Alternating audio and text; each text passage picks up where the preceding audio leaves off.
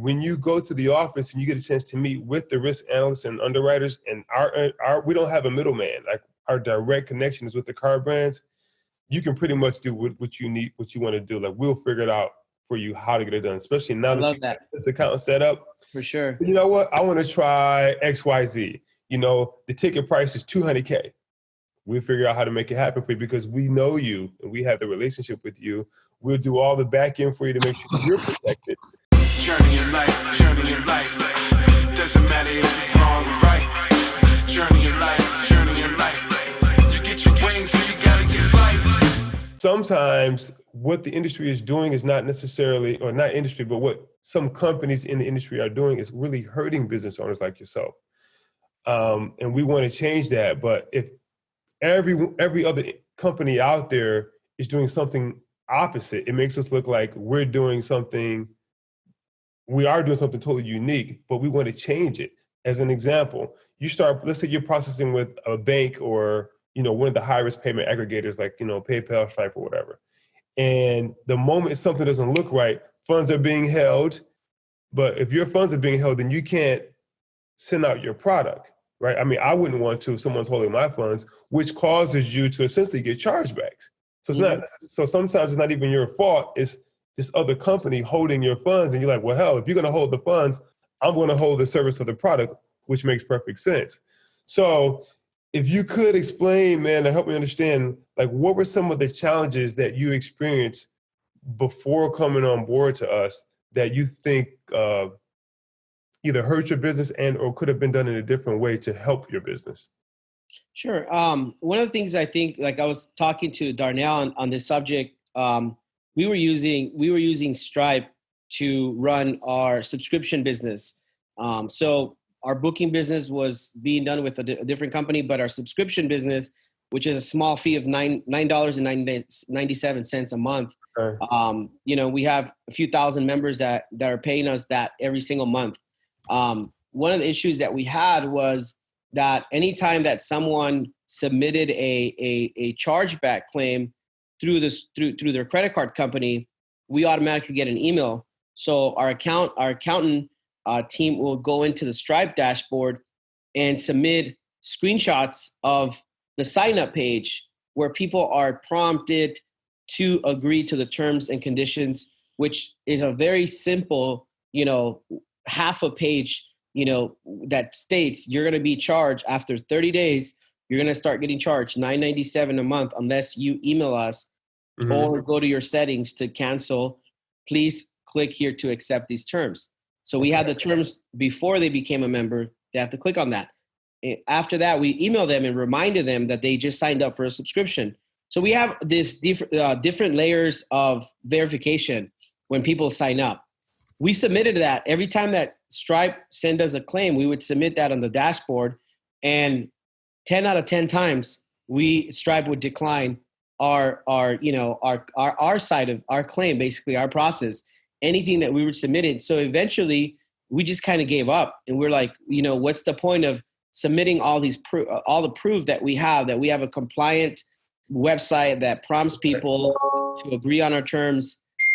We just decided, hey man, it's not even worth submitting these. Just approve them. Let people have their $10 back, you know, their $9.97 back. And that's really what got us right over the 1% of chargebacks. Because, you know, during the first 6 months, it was 0.25%. And then through the end of the year, it became a little over 1%. But that was the biggest challenge that we had. It was just like, you know, we were compliant. We were doing the right thing.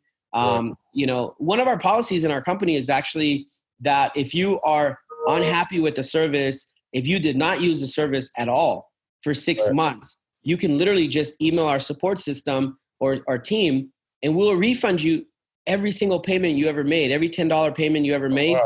Like we do stand behind doing the right thing for the customer every single time. But the challenge we had with Stripe was that, you know, even though we submitted all these different types of layers of screenshots and proved that we were doing the right thing, they still wouldn't even help us with the process.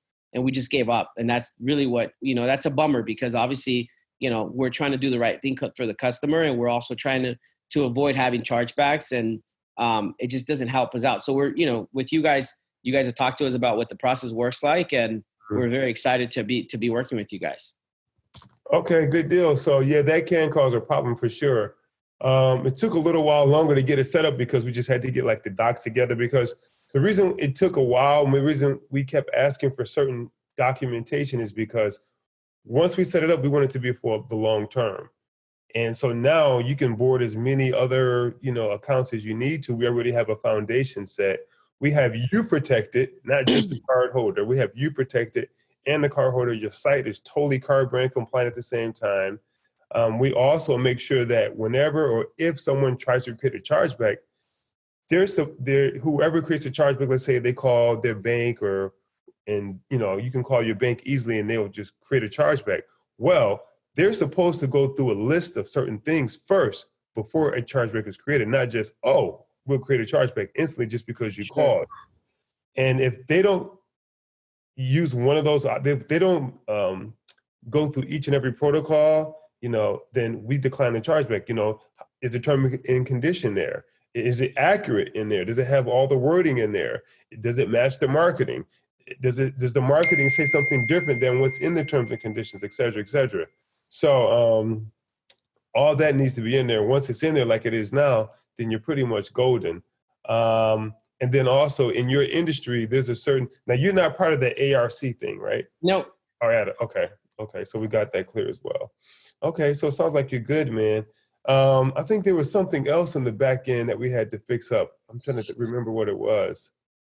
Do you recall so how was your experience? I know you just mentioned it, but how was your experience with the operations advisor? Was he thorough enough in making sure that? It was pretty straightforward. Almost too easy, if you will, to just kind of go back and forth. Like even sometimes where when Darnell emailed me requesting for information, and I replied back with an explanation on how it works. It was like, okay, great. No worries, man. You're approved. Like, I was like, okay, great. That it was just a really streamlined process, communication. Let's get this going. Send us this document. We need that document. Great. It was just streamlined, man. It couldn't have gotten easier than what it was for us to get set up with you guys. Okay, cool. And so you're approved for unlimited, or did you need something else in addition to what has already been set up? No, I think the only thing that I'm interested in doing is figuring out a way that we can, since we as a company are the only company in the world or hotel booking company in the world that makes zero commission. We don't mark up the rates. We don't mark up any of the rates. So whatever rate you see on our website is the absolute lowest rates available at that hotel from the specific hotel that you can find. We want to be able to not be negative on the processing fee. So I know there's a processing fee, like a credit card processing fee. And I know that Darnell had mentioned that you guys can help us set up in such a way where we can actually add the processing fee. Yeah, add the processing fee on top of the booking. So that's this way we're not negative. We're not losing money. Oh yeah, sure. You can. It's interesting because I actually called or emailed in today to have that done for something I'm doing personally. Okay, cool. So yeah, on your sales page, you can set it up. You can do it today. You can have one of your techs do it, whenever you're ready. Okay. We have 24/7 our tech support. Just have them call in, and they'll walk you through it. So what happens is you can set up on your sales page for every single transaction, the processing fee is reversed back. And everyone's used to it already by now. Okay. No matter if you pay for your phone bill, you pay for your energy bill, they always reverse the fee. So people are very, very comfortable with it at this stage. So it's pretty easy to set up, man. Super easy to set up. Yep, that's about it. We still don't have access to, we only have access to authorize.net. We still don't have access. I don't know if we've gotten access to your dashboard or your sales page with AC processing. I don't think we've gotten the credentials for that yet. We've only gotten the credentials for authorize.net. Is that where we would manage everything from authorize.net, or do we have some dashboard that we need to log into? You can actually get going now. If you want, so you're using authorize.net gateway and not ours. So that's part of why we gave you authorize.net gateway. But when you start processing, that's when you'll probably need the other dashboard. Right now, if you haven't processed, it wouldn't be anything to see. So that's probably why they didn't send it. Okay. Once you begin processing, you'll absolutely be able to see everything you need to there. Okay. Sounds good, man. Then we're pretty much covered. Okay. So, man, 16.5 million followers on one page alone, man. How long did it take you to build that up? It's been going since 2012. So late 2012, 2009. Yeah, about 8 years now. It's going to be about 8 years. Yeah. So who's your target? Like who's your clientele? Hotels or individuals or both? Both. Well, on the B2B side, you know, we work now with over 750,000 hotels. Mm-hmm. And on the B2C, we're working with, you know, direct to consumer, you know, ages 25 to 35 is our sweet spot. Okay. That's who's booking with us. You know, we strive to inspire people by the content that we share from all these beautiful destinations that we visit, or that we have photographers that we work with visit. They submit content to us. We share it on our platforms. And then, you know, we, from time to time, will promote and market the Travelaya website so that people can get discounted rates. Yeah, man, we're basically just, you know, scratching the surface with what we did last year. We believe that 2020 is going to be a big year for us. We're going to triple down on everything that we're doing marketing wise. And we're definitely going to be scaling that up. What numbers are you looking to hit for 2020? Realistically, I think we're going to do anywhere from, I would say maybe 3.5 to 5 million in 2020. Oh, nice. Yeah. Which is a big increase from the previous year. But this 2019 for us, we basically treated it like a beta, just more of a testing period. Okay. You know, even though we did over $500,000. And so we did, you know, that was for us, that was a beta that we ran. We didn't spend a whole lot of money on marketing. We just put out a few messages to our community. Mm-hmm. We have the service, check it out. We're in beta. Let us know what you think. We focused more on getting feedback, which is why we went back to the drawing board right away. We were like, okay, great. We got to redesign. We got to rebuild. We got to offer a much better service, much better customer service. You know, our reply time now in customer service, we're going to try to be, you know, live chat. Obviously it's 30 seconds, but to a minute. But now when we don't have the live chat available, we're going to try to reply within 10 minutes of a customer reaching out to us. And we are going to have an 800 number 24/7 call center that someone can call in for the reservation. So that's what we're looking for 2020, man. We're excited about it. Let me ask you this really quick. So I need to make sure the back office goes in and cleans it up properly. Had you tried any merchant services companies or any other payment processors? Because what they do sometimes is they'll put all these flags on there. We want to kind of clean it up while we have the opportunity. No, we haven't. We were in the process of talking to a couple of companies, like I said, like Payline, I think was one of them. Payment Cloud, I think was another one. Yeah, they're a broker. They're brokers, yeah, and yeah, that was basically the experience that we had when we started talking to them. We could never get a straight answer from them, man. Really? Yeah, it was like we were asking questions as far as like, are you guys a broker? Are you guys like, and man, like every time we talked to a salesperson at their team, I felt like I was talking to a car salesperson, like trying to sell me a used car. I'm not even, dude, I'm not exaggerating. Wow.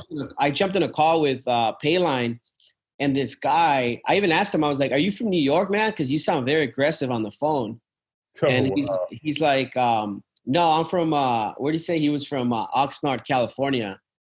But he was, man, that guy could have been telling me a used car. I didn't know the difference. Like, he was super aggressive. He was like, you need to send me your bank statements. If you want to get approved, if you don't send them to me by the end of the day, you're not going to get approved. That, like, I was like, man.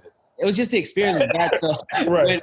when Aaron told me about you, I was like, man, please introduce me, because I don't want to talk to no car salesman on the phone, trying to broker my deal out to like 10 different banks, not knowing whether we're going to get approved or not. You know what I mean? And that's when you came and said, your first email back to me was like, we're not a broker. We're direct. So I'm like, that. Thank God, because I was sick of the